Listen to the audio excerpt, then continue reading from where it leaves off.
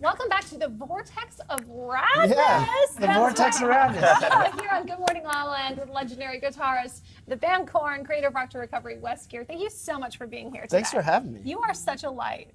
I was thinking the same about y'all. Oh, Look at these people, they're so good energy, good looking chic. too. And look at the shoes. We're obsessed with the shoes. Oh yeah, shout out shoes. to Grand Voyage. I hope I'm saying that right. My boy Reno out there hooking it up. Yeah, they're pretty nice. You came in ready to rock. Tell us a little bit about what Rock to Recovery is.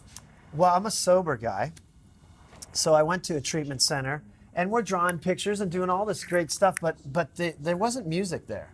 And I had my guitar, and I noticed that even people that didn't play wanted to learn how to play a couple notes. And it took us out of that thing we're talking about, right? The poor me, my life's in shambles stuff, and brought us into the moment.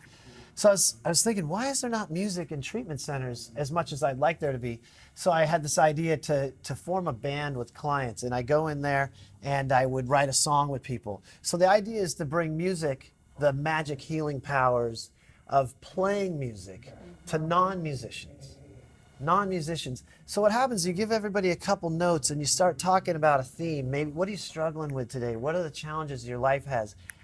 And the song becomes our own because it's our lyrics right now in that moment. And we all, by the end of an hour, have a song, sing it, play it, and record it. It's so incredible. We have some footage from your event last year, and it's really something that the community comes together and celebrates. So the event is, we have a nonprofit where we donate our services to state-funded programs and like Wounded Warriors, places that couldn't afford a music program like ours. And so the event is to support that and kind of spread the message. It's also a sober event, so we bring people out, I mean, literally, that were probably shooting dope 10 days ago. Now they're in a treatment center going, what's up with my life? They go to this concert. You got Mike Ness of Social Distortion going, wow, there would have never been a Social Distortion if I didn't get clean in the 80s. And a junkie can see, what? Wow. A cool rock star can lead Social Distortion. And then we party and have a concert sober. And we've just had a great time with it. We've got some special footage from the event last year. Let's take a look. All right. Stage, the CEO of the Canyonette Peace Park, the company that helped make this possible from the beginning, Dr. Kathleen Bigsby. Thank you, Wes. Tonight's about the music, the glory that we experience when our patients have the opportunity to be with Rock to Recovery. We decided to have an event because we have a nonprofit. The idea is to show people you can have an amazing sober night with rock stars and do it all for a good cause. Canyon at Peace Park is so proud to be collaborating with Rock to Recovery. It's time that people that value recovery have to all stand together and bring awareness. This is an amazing application of music in such a focused way, really aimed on recovery. There are people that started off their day in rehab this morning, and this is their first sober outing.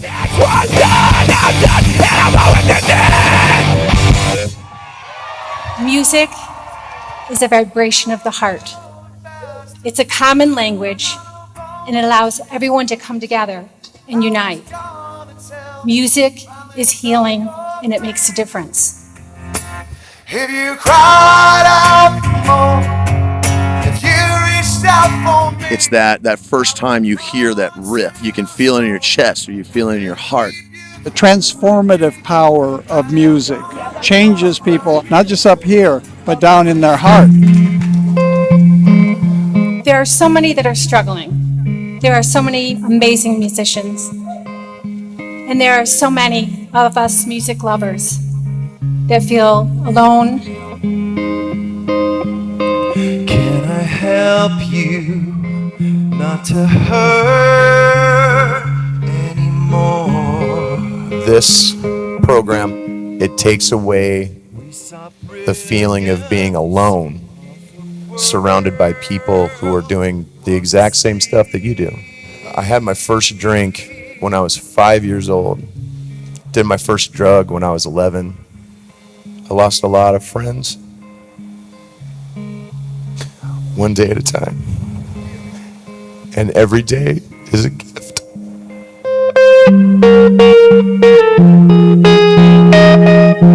This so beautiful, Wes. You know, growing up in California, I've lost quite a few friends to drugs and alcohol, and I've been in the rooms, and it's a real special thing to watch you put something together that people need, because they need something beyond the rooms. They need something beyond. They need something that is socially feeling like they still have a life in sobriety. So where do you see the industry going? Because I feel like in California, there's many people that aren't even addicts and they don't drink because they're just kind of sick of the chaos around a lot of this stuff.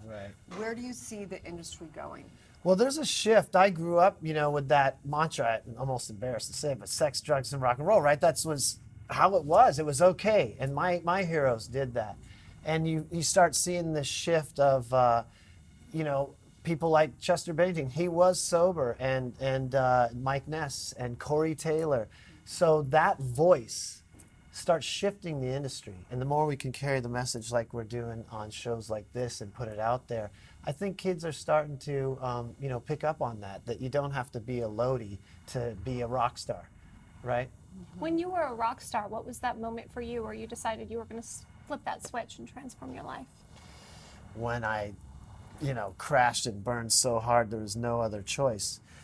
For most people, they won't get out when it's not too bad because they think they can still manage it. Some people do. They realize it's getting pretty rugged and they get out. For me, what you find for somebody struggling with an addiction is we try every possible way to prove that we can control it and keep it going.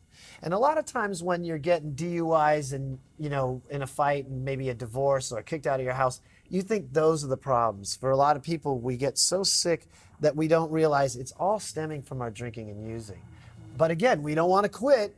If I could just cut down. Just tweak it a little Just bit. tweak it a little bit. And then back to what you're saying is, a lot of us feel like our life's going to be over without drinking and drugging, which is crazy because then if you go like, well, how good is your life now? You're 120 pounds, your teeth are falling out, your wife left you, your car's repoed, and your life's going to suck if you quit using, So, unfortunately it has to get really bad before it gets better. But the voice out there is that there is a solution. Mm-hmm. There is one. What role, because you have such incredible energy. Thanks, you just man. feel Me it when you too. walk in, and just absolutely love what you're doing. And I wonder what role, spirituality has played in this. And clearly the music for you is definitely probably like the vortex itself. It's like your channel to spirituality. But what role has faith and spirituality played in this? It's all of it, Yeah. And I'm not into any certain religion. To me, it's an energy game, for lack of a better word. I had to clear out. I use this analogy. You could be in Hawaii, but if you crash your car, you're not going to go, look at the pretty mountains and the rainbows. You're going to be focused on that car crash. So I had to clean up all the car crashes in my life. I had to get them out. I had to purge them. I had to look at my part in my destruction and take ownership of that. And that clean, like it's kind of like a Wi-Fi signal, right? When I have so much drama and chaos in my life, I can't tune into that spiritual energy or the vortex of radness. I can't tune in. When I start clearing away the stuff that's blocking me from that good energy in the world, then I can cultivate it more. Static. Oh, that's Yeah, right? So there's a lot of spiritual practices that I learned in the rooms. And, they're the same things that everybody's been talking about for thousands of years. They work when we apply them. But it's about a daily routine. It also works when you pick up a guitar. That does, yeah. It really does. And it's incredible that you're working with people in these recovery programs that aren't even actually musicians. But Right. they're finding healing through music. Tell us a little bit about that. Well, so, when you're Lodi, an alcoholic, you want to change yourself. You want to change how you feel, and you're always looking outside of you. And what happens when people play music is naturally, organically, what it does to the brain and body chemistry is like a drug. It helps with serotonin, dopamine, cortisol, oxytocin, which is by science called the love molecule. That's released when you hug somebody for 20 seconds, when you sing, when you breastfeed, childbirth. So when we get non-musicians to play music, it's not about being Jimi Hendrix. It's about getting lost in that moment, and then it literally transforms you energetically, and you get this natural high from it. And it's even more profound when you do it with somebody who's never done it and who's really in a dark, dark place. it's kind of like chemistry, right? I was thinking about it this morning when I couldn't sleep because of my jet lag. You know, you can think of chemistry and like, you know, pouring two potions together where you have take one that's really dark energy and you take this other one that's just like magical, transformative energy of playing music together, and you put it in there and it trumps everything. I've seen people come in going, I'm dope sick, why am I in this stupid music group? And we gave this guy a little pink shaker, and by the end he was just feeling it. We call him Mr. Pink. And by the end he was like, I don't feel dope sick, I want to live, you know? And I was like, wow, this works better than I thought it did. Well, how does that make you feel? I mean, just good, just fulfilled, you know. For me, you know, I get to play on the biggest stages, and it was the greatest gift. But there's nothing like living a fulfilling life. Instead of like, listen to my new single and all this kind of stuff, walking out of a garage that was a rehab and watching people transform, come in dark and depressed and leave all pumped up after we just sang our hearts out is a high unlike anything I've ever experienced. And it motivates you to want to do it more and more. I just absolutely love that. How would you describe the difference between fulfillment and like that ego stroke? What is it? The ego stroke is never ending. It's like, I don't know if any of the viewers out there have done cocaine. It's just a line after line. You're never going to get enough. And the ego thing, you're never going to get enough. What, another good picture, another good autograph you sign? You know what I mean? You have a single that does well, you need another one. The fulfillment is a high that lasts days. You can look like this. I could tell you the story about this necklace right here, but when you hear somebody like, you know, I want to live now, and you watch them go from just haggard, like bums on the street, to a new car and feeling good, that high is always there for you to go back to. And that's kind of cool about the Rock to Recovery thing too, is because we write that song and we watch on SoundCloud as people go back to listen to their song again and again. That moment is captured in time, you know. That's priceless. So how can people find you? So you work with outpatient. Where do you work with? Exactly? We're everywhere. We're an ancillary service that integrates with treatment programs. We work with addiction treatment programs and mental health and eating disorders. We have a contract with the Department of Defense, flying around the country to work with wounded warriors. Wow. So we work with people with PTSD and TBI, which is traumatic brain injuries. We just basically, once it was working, it was like, where will this not work? Let's keep trying it.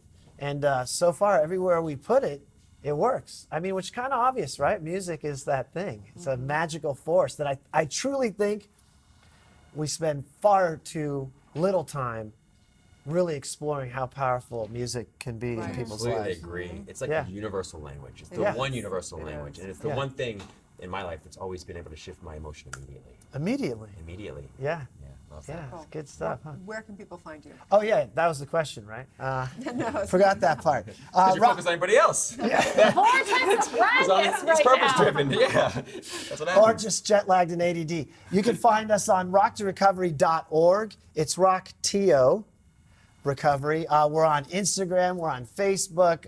We're on Twitter. We're on all the social media channels. And there's a great event coming up. Right. In September, we'll do Rock to Recovery 3. I can't tell you who the star is that yet that we are going to honor, but it'll be a couple of them. We always have like the who's who of rock legends come out and play. It'll be at the Fonda Theater in September. That's what I can tell you. So look for it online. Come out, support a great cause. And Good Morning La La Land will be there on the red carpet covering That's it. right. That's Good morning, right. La La Land. Yeah. Vortex of Radness. Yeah, I love Thank it. you so Thank you much. so Thanks much for having me. all your Awesome. work. Really It's appreciate it. Thanks so important. much. Thank you.